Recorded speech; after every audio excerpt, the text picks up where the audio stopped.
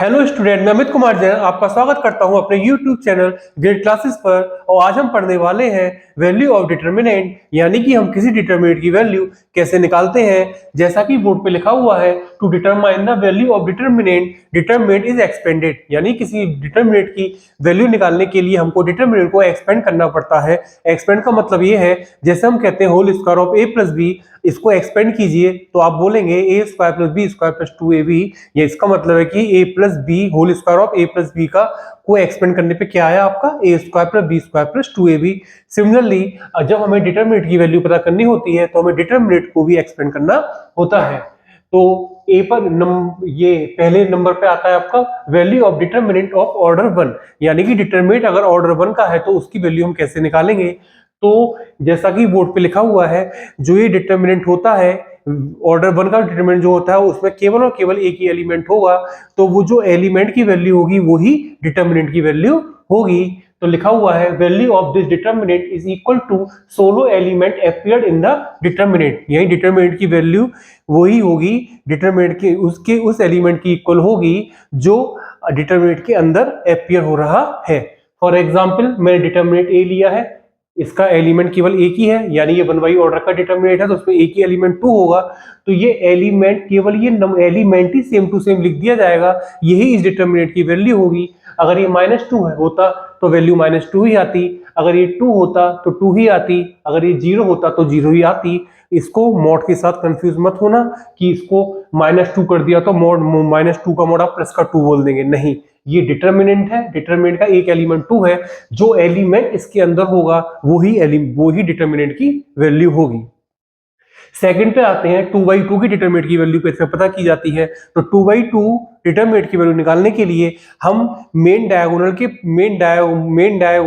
Element, main diagonal बोलना जरूरी नहीं है, डायगोनल बोलना ही काफी है, डायगोनल के दोनों एलिमेंट की प्रोडक्ट में से हम नॉन डायगोनल एलिमेंट्स के प्रोडक्ट को माइनस कर देते हैं, तो हमारी 2/2 डिटरमिनेंट की वैल्यू आ जाती है। फॉर एग्जाम्पल डिटरमिनेंट आपका 2/2 का है तो इसके मेन डायगोनल के एलिमेंट क्या है आपके 1 एंड 4, यानी कि 1 और 4 का मल्टीप्लाई इसमें से माइनस कर दो जो नॉन डायगोनल एलिमेंट है, यानी कि -2 और 5 उनके प्रोडक्ट को, तो आपका सोल्व करके आंसर आता है 14, यानी कि इस डिटरमिनेंट की वैल्यू आपकी आ गई 14। अब आगे आपका आता है ऑर्डर 3 का डिटरमिनेंट, यानी कि इसमें 3 रो होंगी, 3 कॉलम होंगे। तो find the value of this determinant, आपको डिटरमिनेंट दे रखा है, आपसे इसकी वैल्यू पूछी है। तो इसकी सॉल्यूशन में देखिए, आपको डिटरमिनेंट ए दे रखा है, सॉल्यूशन मैंने गिवन में आपका डिटरमिनेंट ए उतार दिया। अब डिटरमिनेंट, ये आपका डिटरमिनेंट 3 ऑर्डर का है, इस डिटरमिनेंट की वैल्यू निकालने के 6 तरीके होते हैं। 6 तरीके बोले तो इसमें आपकी 3 रो हैं जिनको हम बोलेंगे R1 R2 R3, और आपके 3 कॉलम हैं जिनको बोलेंगे C1 C2 C3। तो R1 R2 R3 C1 C2 C3, तो टोटल काउंटिंग, ये टोटल कितने हो गए, total counting of rose and column 6, यानी कि 3 रो 3 कॉलम मिला करके क्या है 6। तो हम इस डिटरमिनेंट की वैल्यू 6 तरीके से निकाल सकते हैं। 6 तरीके से निकालने का मतलब है आप R1 को एक्सपेंड करके निकाल दें, expand with respect to R1, हम रो 1 यानी कि R1 के रेस्पेक्ट हम इसको एक्सपेंड कर दें, या R2 के रेस्पेक्ट कर दें, R3 के रेस्पेक्ट कर दें, C1 के रेस्पेक्ट कर दें, C2 के रेस्पेक्ट कर दें और C3 के रेस्पेक्ट कर दें। आप इन 6 तरीके से निकाल सकते हैं। आप निकालिए किसी भी तरीके से, डिटरमिनेंट की वैल्यू जो होगी वो ही आएगी। आपका करने का तरीका बदल सकता है लेकिन डिटरमिनेंट की वैल्यू नहीं बदल सकती। तो मैंने आपको पिछली वीडियो में बताया था, तो डिटरमिनेंट के जो एलिमेंट होते हैं उनके अपने प्लस साइन होते हैं, तो मैंने 3/3 पे स्पेशली जोड़ दिया था, जिसे मैंने यहाँ पे कॉर्नर पे 3/3 के एलिमेंट के प्लस साइन लिखे हुए हैं। मैंने बताया था प्लस से स्टार्ट करते हैं और अल्टरनेट प्लस माइनस करके लिखते हैं, plus minus plus minus plus minus plus minus plus. और मैंने यही बताया था, ये जो कॉर्नर के एलिमेंट होते हैं और जो सेंटर का होता है वो पॉजिटिव होते हैं, कॉर्नर वाले ये वाला ये वाला ये वाला ये वाला और सेंटर वाला, कॉर्नर के चारों और सेंटर का 1, इन एलिमेंट का प्लस साइन पॉजिटिव होता है, बाकी जो बचे उनका प्लस साइन नेगेटिव होता है। बाकी जो बचे तो मैंने बताया था बाउंड्री के मिड पॉइंट, बाउंड्री के मिड पॉइंट वाले जो एलिमेंट होते हैं उनका साइन नेगेटिव होता है।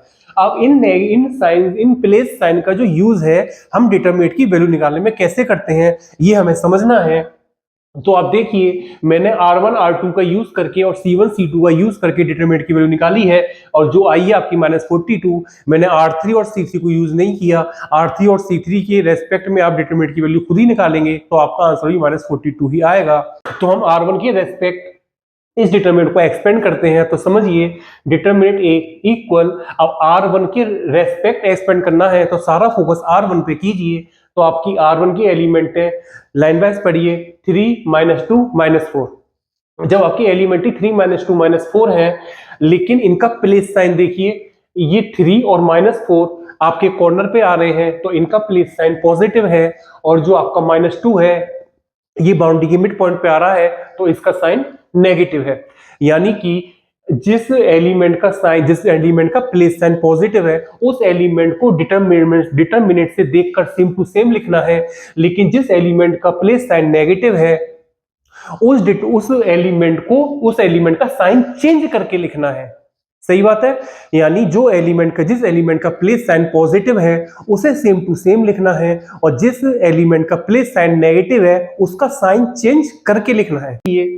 ये आपका एलिमेंट के ये मैट्रिक्स के अंदर क्या लिखा हुआ है, 3 को हम पॉजिटिव 3 ही बोलेंगे, और इस 3 का प्लेस साइन क्या है आपका पॉजिटिव, तो ये 3 जैसा है बिल्कुल वैसा ही लिखा जाएगा। तो मैंने यहाँ पे इस 3 को लिख दिया। अब 3 आपकी पहली रो और पहले कॉलम में आया है, तो आपको पहली रो और पहले कॉलम को हाइड करना पड़ेगा। तो मैंने इस 3 को लिखने के बाद इस डिटरमिनेंट के अंदर 3 आपकी पहली रो में आया और 3 आपके पहले कॉलम में आया, तो आपको ये 4 एलिमेंट दिखाई देते हैं।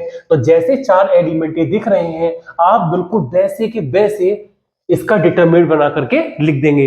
इनकी जगह बिल्कुल नहीं चेंज करनी, आपको जैसे दिख रहे हैं आप बिल्कुल वैसे ही इस 2/2 के डिटरमिनेंट के अंदर लिख देंगे। अब इसके बाद अगले एलिमेंट पे आते हैं। एलिमेंट R1 के ही देखने हैं, क्योंकि हम R1 के रेस्पेक्ट में ही कर रहे हैं। अगर R1 का अगला एलिमेंट आता है -2 और इसका प्लेस साइन क्या है नेगेटिव, इसका प्लेस साइन है नेगेटिव, तो नेगेटिव है, तो इस जो आपका एक्चुअल में एलिमेंट डिटरमिनेंट के अंदर है उसका साइन चेंज करेंगे। तो देखिए ये क्या है -2, तो आप यहाँ पे लिखेंगे +2। क्या लिखेंगे? प्लस लिखना भी है। ओनली 2 लिखने का मतलब क्या होता है कि पॉजिटिव 2 है, लेकिन आपको प्लस लिखना भी है। तो -2 का साइन चेंज की -2 को साइन चेंज करके +2 आता है, तो हमने लिखा +2। अब ये वाला -2 जिस रो और जिस कॉलम में आया है उसको हाइड कर दीजिए, तो -2 इस रो में आएगा और इस कॉलम में आएगा, तो आपके ये 1153 बचेंगे। 1153 अभी 2/2 के डिटरमिनेंट के अंदर आ गया 1153 एज इट इज। इसको छुपाया, तो आपको 1153 बिल्कुल ऐसे के ऐसे इसके अंदर आएंगे। अब अगले वाले एलिमेंट पे आते हैं, वो है -4, लेकिन उस अगले वाले एलिमेंट का प्लस साइन है पॉजिटिव, तो वो जैसा है वैसा ही लिखा जाएगा, यानी कि -4। अब -4 जिस रो और जिस कॉलम में आया है आप उसको हाइड कर लीजिए। तो -4 आपकी पहली रो और तीसरे कॉलम में आया है, तो आपको दिखाई देगा 1012, आपका इस डिटरमिनेंट के अंदर 1012 आ जाएगा। इसी को हम कहते हैं कि हमने डिटरमिनेंट को R1 यानी कि रो 1 के रेस्पेक्ट में एक्सपेंड कर दिया। EXP यानी कि expand with respect to R1। अब ये आपका 3 है और 2/2 की वैल्यू आपने यहाँ पे निकालनी सीख ली। डायगोनल एलिमेंट का product minus non diagonal element का प्रोडक्ट, तो ये भी तो वही 2/2 डिटरमिनेंट ही है। तो देखिए मेन डायगोनल एलिमेंट 0 और 3 है, तो उनका प्रोडक्ट आएगा 0, और इसमें से माइनस करेंगे नॉन डायगोनल एलिमेंट के प्रोडक्ट को, यानी कि 5 और 2 का प्रोडक्ट आ गया 10। आगे चले +2 आपका है ही है। अब ब्रैकेट के अंदर इसको सोल्व करेंगे, डायगोनल एलिमेंट 1 और 3 है, उनका प्रोडक्ट 3 माइनस हमने लगाया, और नॉन डायगोनल एलिमेंट क्या है 1 और 5, उनका प्रोडक्ट। आगे चलिए -4, इस ब्रैकेट के अंदर 1 और 2 आपके डायगोनल एलिमेंट है, इनका प्रोडक्ट माइनस ये दोनों आपके नॉन डायगोनल है, तो 1 और 0 का प्रोडक्ट तो आपका 0 ही आएगा। आफ्टर सिंप्लीफिकेशन आपकी डिटरमिनेंट की वैल्यू आ जाएगी -42। अब मैंने आपको अगले पार्ट में मैंने R2 के रेस्पेक्ट एक्सपेंड किया है, तो डिटरमिनेंट की वैल्यू जो R2 के रेस्पेक्ट एक्सपेंड करेंगे तो केवल R2 के ही एलिमेंट देखेंगे, तो सारा फोकस हम इन R2 के एलिमेंट पर करते हैं, जो क्या है आपके 105। अब आप इस 1 को देखते हैं तो 1 का प्लेस साइन नेगेटिव है, तो ये जो डिटर्मिनेंट के अंदर पॉजिटिव 1 है और लेकिन इसका प्लेस साइन नेगेटिव है, तो इसका साइन चेंज करके लिखेंगे, तो ये पॉजिटिव 1 को लिखेंगे हम नेगेटिव 1। फिर जिस जिस रो में ये 1 आया है उस रो को हाइड कीजिए, उस कॉलम को हाइड कीजिए, जो बचेंगे सारे एलिमेंट इसके अंदर 2/2 के डिटर्मिनेंट में आ जाएंगे। प्लस इस अब अगला स्टेप क्या है आपका 0, और इस 0 का प्लेस साइन क्या है पॉजिटिव, तो 0 से पहले मैंने प्लस ही लगाया, आप माइनस भी लगा दो, क्योंकि जब यहाँ पे 0 आएगा तो उससे पहले प्लस माइनस कुछ कर ही नहीं सकता, क्योंकि आगे पूरा टर्म 0 ही होने वाला है। लेकिन प्रैक्टिस के लिए मैंने प्लस ही लगाया है कि इस 0 का प्लस साइन प्लस है, तो इस 0 को मैंने प्लस के साथ ही लिख दिया। बाकी 2/2 का डिटर्मिनेंट, ये 0 जिस रो में आएगा उसको हाइड कीजिए, जिस कॉलम में आएगा उसको हाइड कीजिए, जो 4 एलिमेंट दिखाई देंगे वो 2/2 के इस डिटर्मिनेंट के अंदर आ जाएंगे। अब ये वाले 5 का नंबर आता है, इस 5 का प्लेस साइन है आपका नेगेटिव, तो ये पॉजिटिव 5 का साइन चेंज होगा, उसको लिखा जाएगा -5। फिर से आपका डिटर्मिनेंट बनेगा 2/2 का, और इसको सोल्व करके इसकी अब भी वैल्यू क्या आएगी आपकी -42। अब आप C1 का और समझाता हूं, C2 का आप अपने आप समझिएगा। अब C1 में देखिए, C1 है आपका 311, तो सारा फोकस C1 के एलिमेंट पर कीजिए। C1 1, तो उसका एलिमेंट C1 में पहला एलिमेंट आता है 3, और 3 का प्लेस साइन क्या है आपका पॉजिटिव, तो 3 जैसा है वैसा ही आएगा, और ये 3 कैसा है +3, यानी कि स्टार्टिंग में प्लस लगाना जरूरी नहीं है, जब बीच में कहीं आता है वहां पे प्लस लगाना जरूरी होता है। तो ये 3 जो है जैसा का वैसा आएगा। एलिमेंट डिटरमिनेंट आपको बनाना आ ही गया होगा। अगला इसका एलिमेंट है 1, और इस 1 का प्लेस साइन है नेगेटिव, तो यानी ये जो पॉजिटिव 1 है ये -1 होके लिखा है, तो -1 करके लिखा जाएगा। -1 डिटरमिनेंट आप बना ही लेंगे। अगला एलिमेंट है C1 का 1, और इस 1 का प्लेस साइन है पॉजिटिव, तो ये प्लस ये पॉजिटिव 1 है, तो यहाँ पे पॉजिटिव 1 ही लिखा जाएगा। डिटरमिनेंट तो जैसा बनना है वैसा बनेगा ही। सॉल्व करने के बाद अब भी वैल्यू इसकी आएगी -42। C2 के रेस्पेक्ट भी हम एक्सपेंड करेंगे। अब आप अपने आप देखिएगा, इसकी वैल्यू अभी -42 ही आएगी। अब मैंने R3 को यूज नहीं किया, मैंने C3 को यूज नहीं किया, इसको आप खुद ही प्रैक्टिस के लिए खुद ही करके देखिएगा, तब भी आपका आंसर -42 ही आएगा। अब इसमें एक चीज और होती है जो मैं अभी नहीं बताऊंगा, जो मेरी अगली कुछ वीडियो में आएगी। एक चीज होती है कोफैक्टर्स। इसमें मैंने कोफैक्टर्स को लेकर के मैंने इसमें कोई इंटरफियर नहीं किया है। मेरा फोकस अब इस बात के लिए था कि आप 1 by 1 आप ऑर्डर 1, ऑर्डर 2, ऑर्डर 3 के डिटरमिनेंट की वैल्यू निकाल सकें। कोफैक्टर के बारे में मेरी अगली 1, 2, 3, 4 वीडियो के बाद मैं कोफैक्टर की वीडियो डालूंगा। अब एन ऑब्जर्वेशन, एक इंपॉर्टेंट ऑब्जर्वेशन है, इससे रिलेटेड कभी कभी एमसीक्यू में क्वेश्चन एमसीक्यू आ भी जाता है। Number of terms in the expansion of determinant. अब आप इसको देखिए, इस पॉइंट को क्लियर करने के लिए मैं आपको एक चीज बता दूं।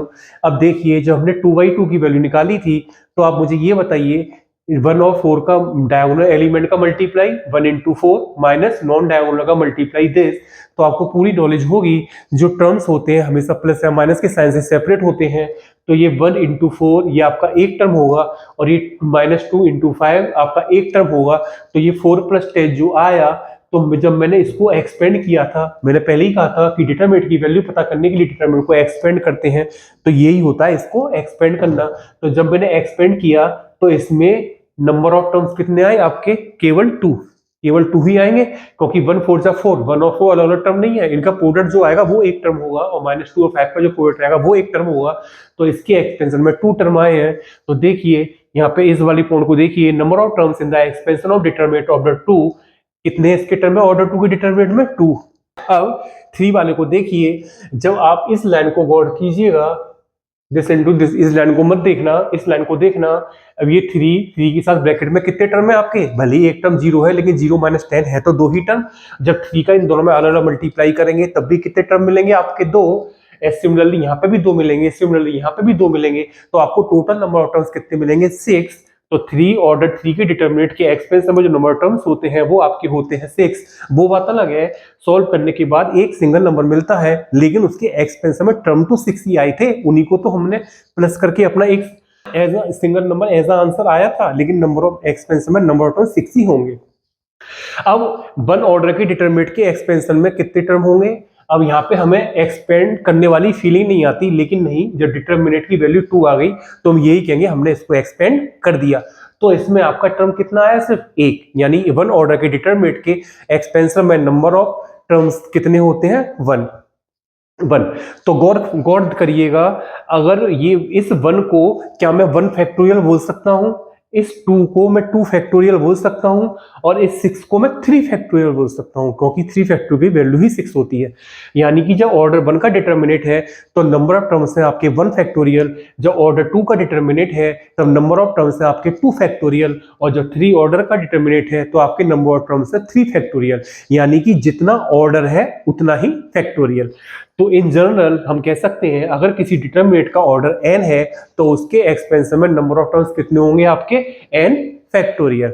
बस मैं उम्मीद करता हूं आप इसे नोट करेंगे, अच्छे से समझेंगे। बस इतनी सीधी वीडियो, अगली वीडियो में जल्दी ही मिलूंगा। Bye bye.